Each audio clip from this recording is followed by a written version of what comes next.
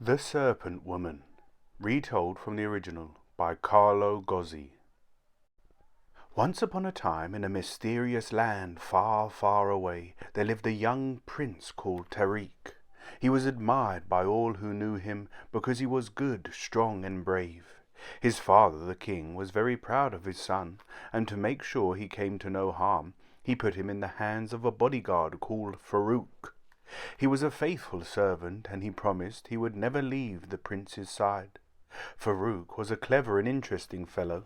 He had travelled widely and knew all about music, art, science, and good manners. "How do you know so much about everything?" Tariq would often say to him as he was astounded by his knowledge.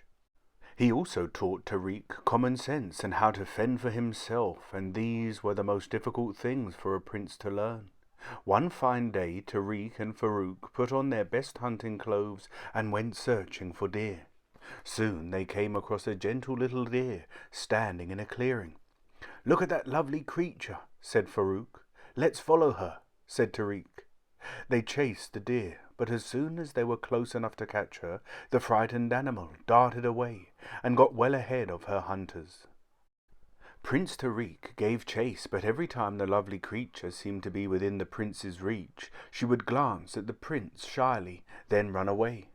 Eventually the deer gave them the slip by leaping into the river. "Look, she would rather die in the river than be killed with your sword," Farruscad told him. But Tariq wasn't listening. He was more interested in the sweet voice that was calling him. "Follow me, prince, follow me," the voice whispered. Out of curiosity, Tariq dived into the river. He was hoping to see the deer again. When Farruscad saw Tariq going under, he panicked. "What should I do?" he cried. "I'm his protector, and I should follow him. I'd better go after him." By some miracle, Tariq and Farruscad found they could breathe normally under water, and as soon as their feet touched the bottom, they saw a wonderful jeweled palace. On the steps there stood the deer. "Welcome, prince," said the deer as it turned into a beautiful princess. "I am Princess Layla, and when you looked into my eyes as you chased me through the woods, I fell in love with you," she said. "Will you be my husband? Now, before you answer, you must promise never to ask me any questions or to try to find out my secret, otherwise you will lose me forever." The prince was so captivated by her beauty that he forgot everything, his father, the king, and how he one day would have his own kingdom. Without hesitation he said, "Yes, I will marry you, and I promise that I will never try to find out your secret." The wedding day was soon arranged, and on the day of the marriage, Princess Layla was dressed in wedding robes of fine gold. Although the princess's clothes were grand, the wedding ceremony was simple. A man with a huge gong led the procession, and when Tariq and Layla were married, he banged the gong. The happy pair lived together for many years and had two lovely children, and although Tariq loved them, he often worried about his father and his own kingdom far away. In fact, every day he tried to think of a way of sneaking Farruscad out of the kingdom so that he could get a message to his father. Then, one day, he went to Farruscad's quarters and told him, "You must go to my father and tell him I am happy in this underwater kingdom with my beautiful family. But although I have promised, I must find out the secret of this place." "Is that wise?" said Farruscad. "What if your wife finds out?" But Tariq was so keen to find out about his wife that when she was away, he used the time to look through her belongings. "I must find out the secret," he muttered impatiently as he searched through all the trunks. Then, as he was desperately searching, she returned. Layla caught him red-handed, and she was furious. "How could you?" she shrieked. "I warned you never to do anything like this. You have broken the promise you made me, and now everything between us is finished. Now quickly hug me and your children for the last time." So Prince Tariq did this, and then his family disappeared. Strangely too, the palace guards and servants also disappeared. Tariq felt very guilty for what he had done, and he wandered around the palace aimlessly, calling out his wife's name.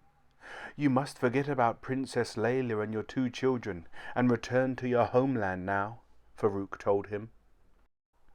After spending many months in the empty palace, Prince Tariq gave in and decided to return to his homeland with Farruscad.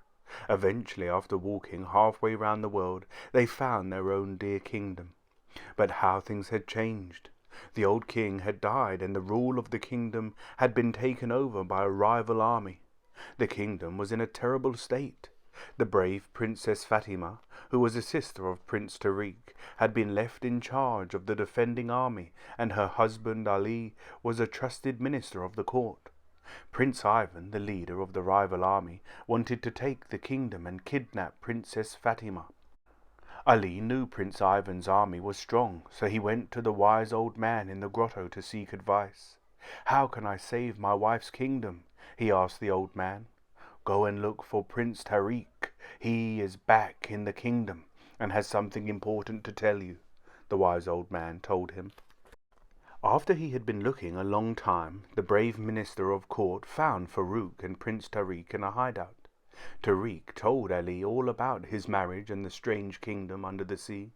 "My wife must have been a witch," he said. "You must help us fight the wicked Prince Ivan," Ali told Tariq. "The kingdom is about to fall to the enemy. Without your bravery and strength, we cannot win." Tariq knew it would be very dangerous, but he was worried about his people and his sister, so he agreed to help. "I will lead our army into battle in the morning," he told Ali. Ali left with hope in his heart. Tariq grew tired and fell asleep. He was restless and woke soon afterwards. Princess Layla stood before him. She looked radiantly beautiful in the silvery moonlight. "You broke your promise to me. For loving you, I had to leave my kingdom," she told him. "But we can still be happy. All you have to do is to promise never to speak badly of me, and soon we will be together." "I will never say a bad word about you," said Tariq. "I promise." The next day Tariq returned to court. He had been away from his father's kingdom for such a long time, and he gave great hope to the people. "We can conquer Ivan's army," he told the large crowd that had gathered.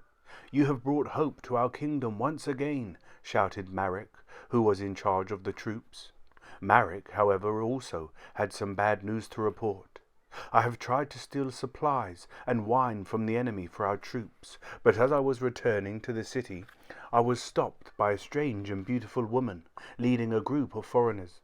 This woman took all the supplies and threw them into the river. Still, I managed to save some bottles by hiding them under my cloak. Here you are, try one." He handed a bottle to Tariq.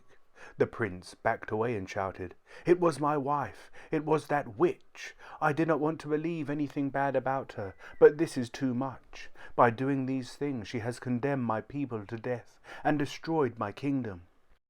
After he had said these words, the beautiful Princess Layla appeared out of nowhere. She was very angry with Tariq. "Prince, you spoke badly of me," she cried. "Destroying the supplies for your people was one of the tests to see if you could resist speaking badly of me. You have failed this test, and now I will never see you again, my beloved husband. I may have loved you once, but you have behaved like a traitor to me and my people," Tariq told her. "Listen to me, Tariq," said Princess Layla. "I am the Queen of Fate, and am therefore immortal.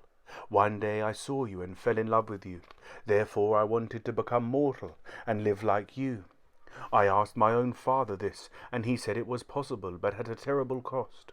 I had to live with you for 8 years, and you had to prove you trusted me absolutely.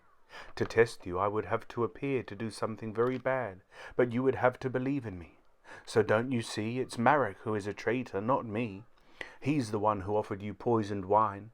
If you still don't believe me, drink from the bottle yourself." Marek turned white. He couldn't deny that Princess Layla had told the truth.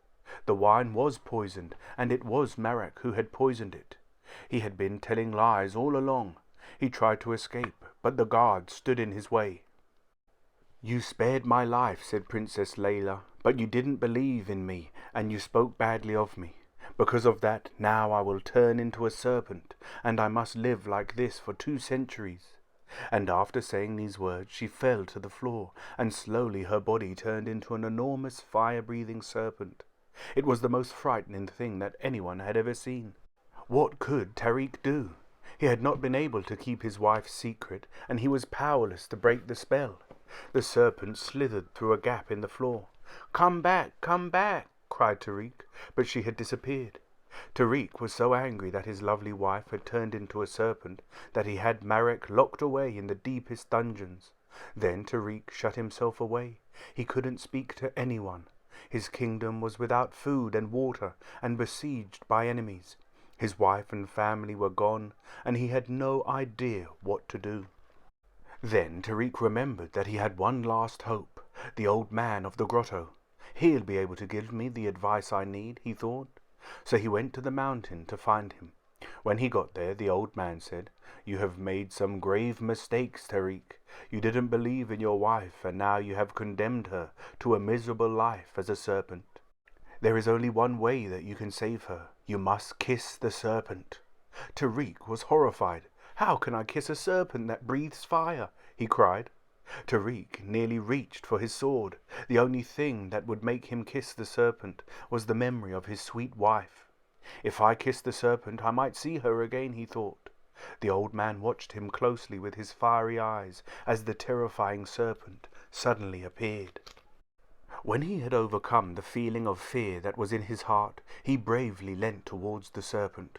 As he edged closer to it, he was convinced that he was going to die, so he shut his eyes. But at the moment he kissed her, he reopened them. Straight in front of him stood the beautiful Princess Layla. "My prince, my love, now you have trusted me enough to kiss me. I am mortal as you are, but we can live happily together," she said. Prince Tariq embraced her. This was the happiest day of his life. When all the people of the kingdom heard the good news, they rejoiced, and with Tariq at the head of the army, the enemy was quickly defeated. Soon afterwards, Layla and Tariq were crowned king and queen, and the watching crowds cried, "Hurrah for our new king and queen! Long may they reign!" Love had won through once more, and no longer would the happy pair have to keep any secrets from one another. The end.